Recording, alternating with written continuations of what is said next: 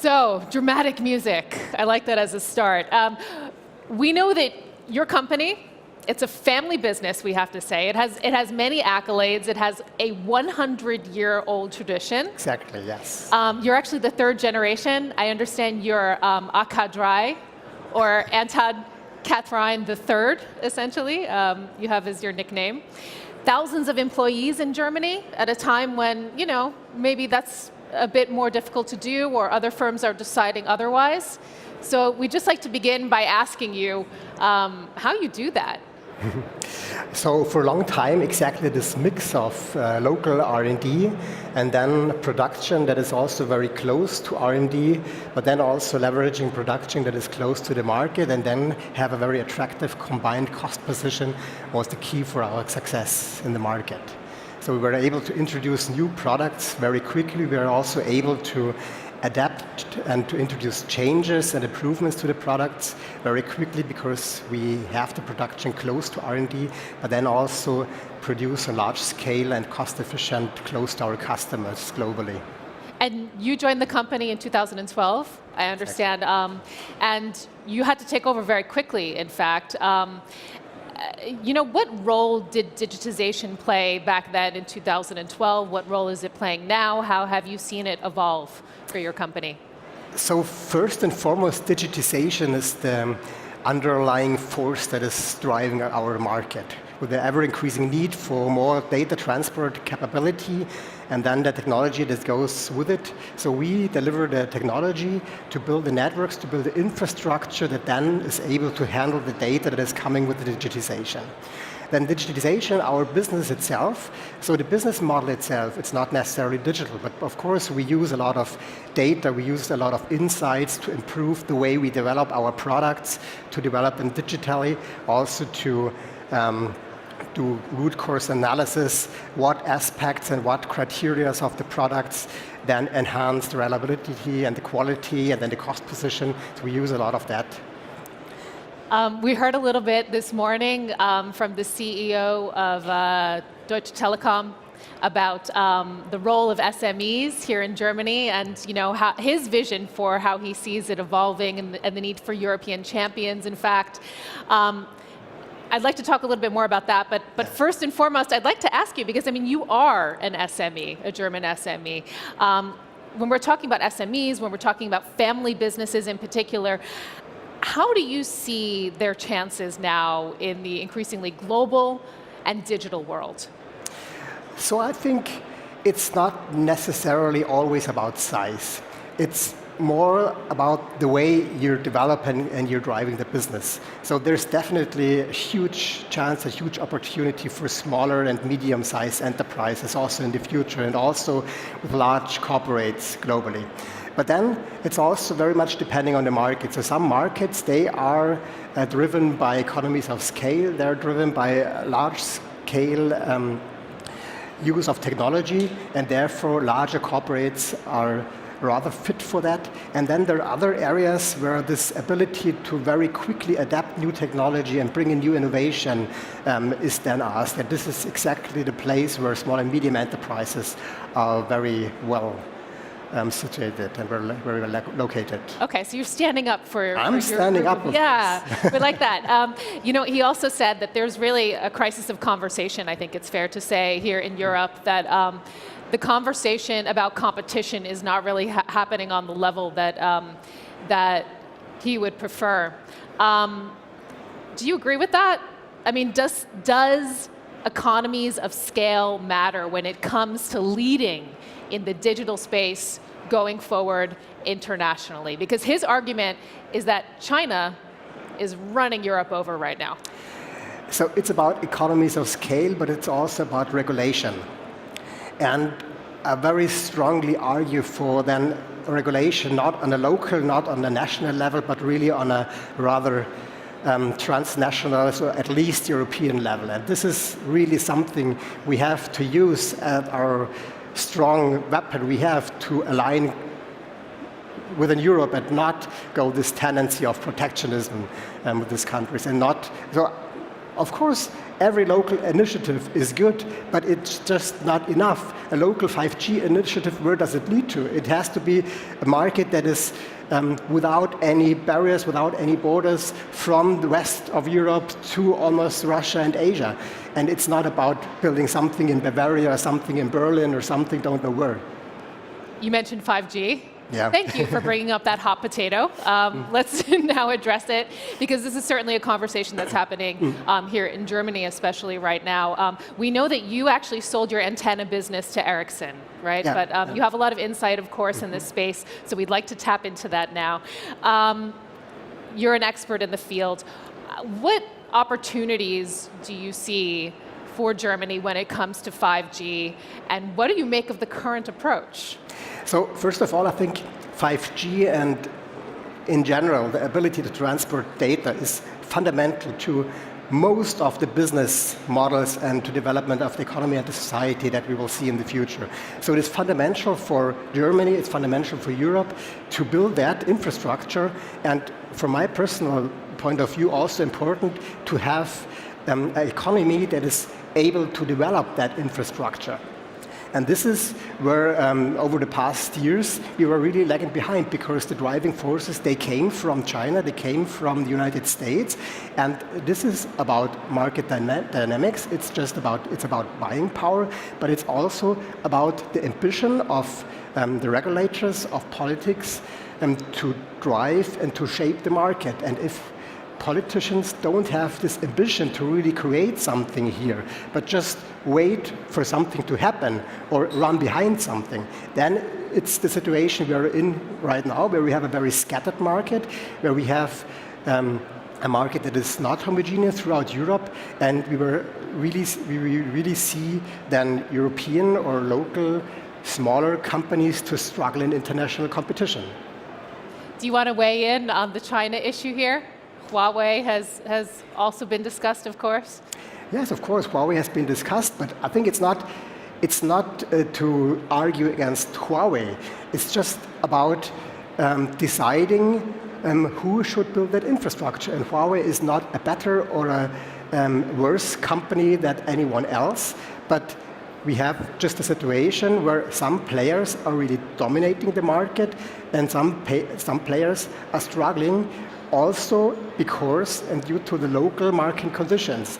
And this is where I see an opportunity actually for Europe to do something, to create an environment that is then also attractive enough for those companies to develop here and to also keep the value chain in Europe.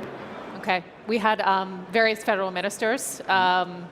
We saw some speeches today. What would be your advice then to the politicians in concrete terms? So, again, it's about at least Europe, not about local initiatives. Then, secondly, from my point of view, it's really about the political ambition. It's about thinking in a larger scheme of things, also standing in the wind against some arguments from smaller parties, but it's really about creating one vision for Europe about industry politics. From my personal point of view, it makes a lot of sense, and it's really needed to do that.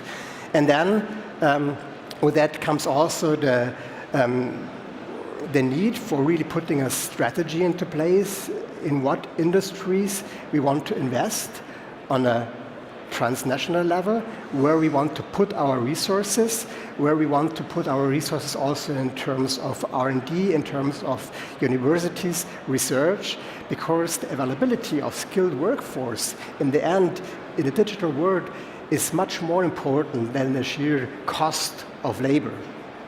Interesting stuff. And I have to mention, actually, there's the opportunity for all of you to actually engage in this conversation. I know we've touched on sort of a hot button issue here. We've gone straight into it. There's a speaker's corner that's just outside, and you're going to be there thereafter. And in fact, throughout the day, many of the speakers will be at that speaker's corner. So if you guys do also want to discuss this, feel free to do so. You're talking about this vision. Let's get a little bit more about the vision.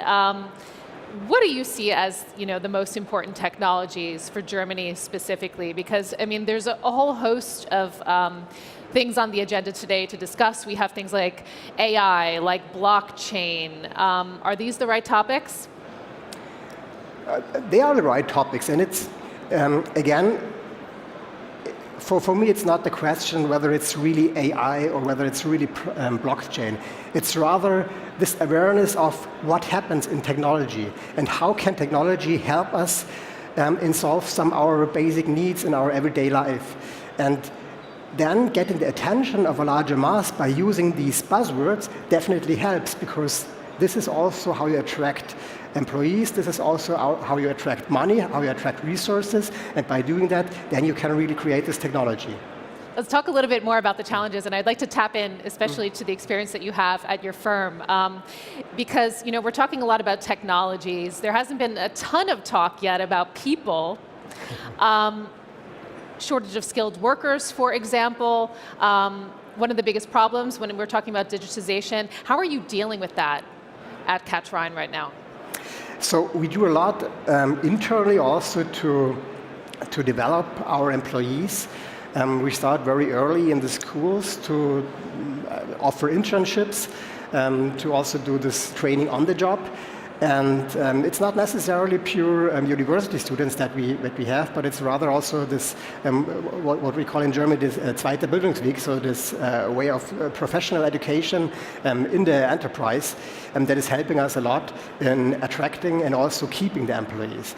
And then the next thing is really purpose and meaning. So because we're a rather smaller enterprise, the impact that one can make is immediate. So once an R&D engineer or also in a commercial has a good idea, and he has immediately the opportunity to put that into practice and to realize it and to get the direct feedback. I think this is really attractive for the employees. How are you finding the market right now, though? I mean, when you're looking at the labor market, because you're really tapping into local resources, right?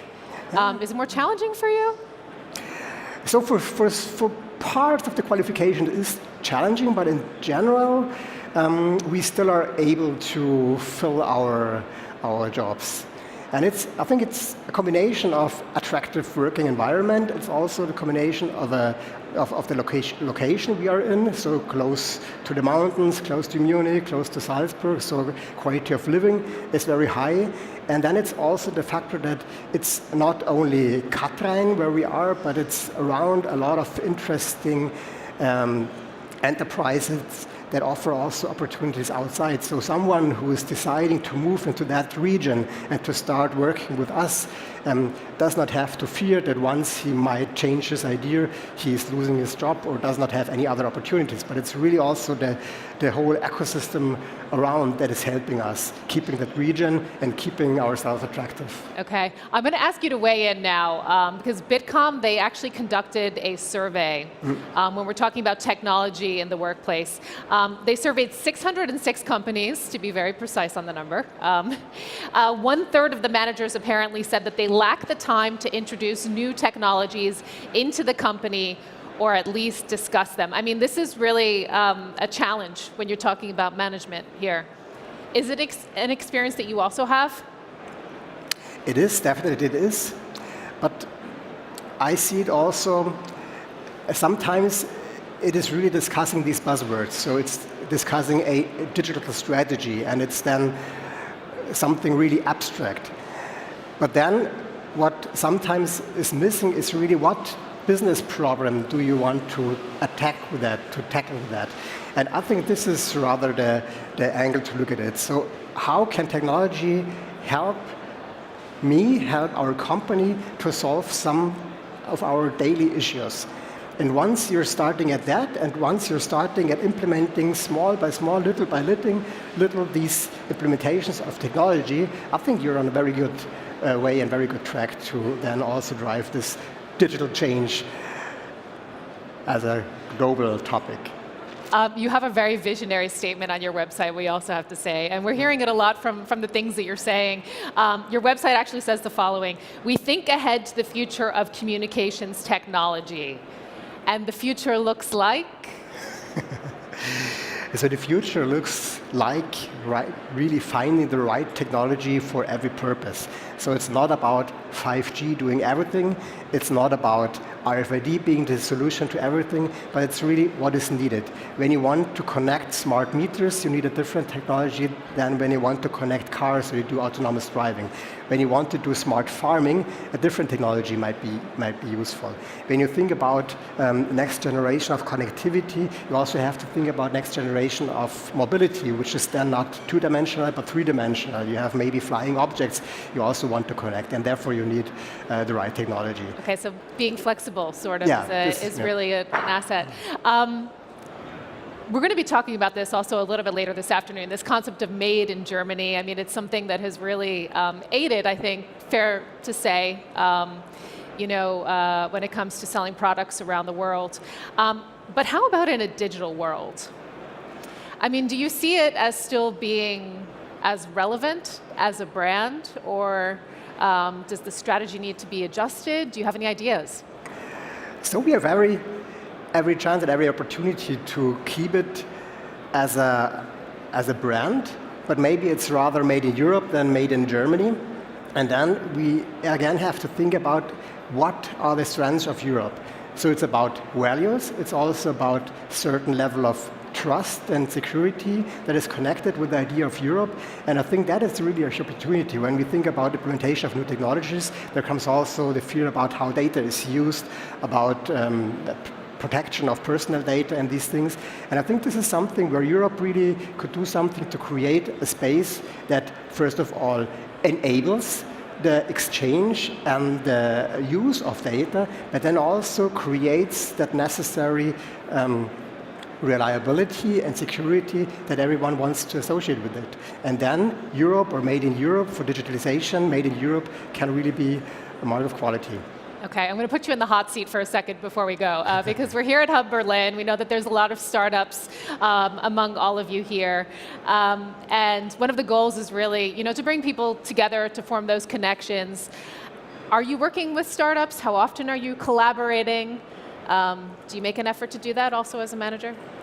Yes, we do. We even have close to our location in Rosenheim, we have also a startup location. It's called Stellwerk 18, where we locate startups from this whole region. And the idea is also that employees that have great ideas out of the daily business, they then get the opportunity to locate there and to get space and to get the room to work on their ideas. And then later on, once the idea has developed and is a major state, then maybe reintegrate or reinvest it in our company. So we're doing that. One question before we go. I said you're a family business. You're focused on innovation. You're focused on digitization. What are you optimistic about going forward? What would you like us to know?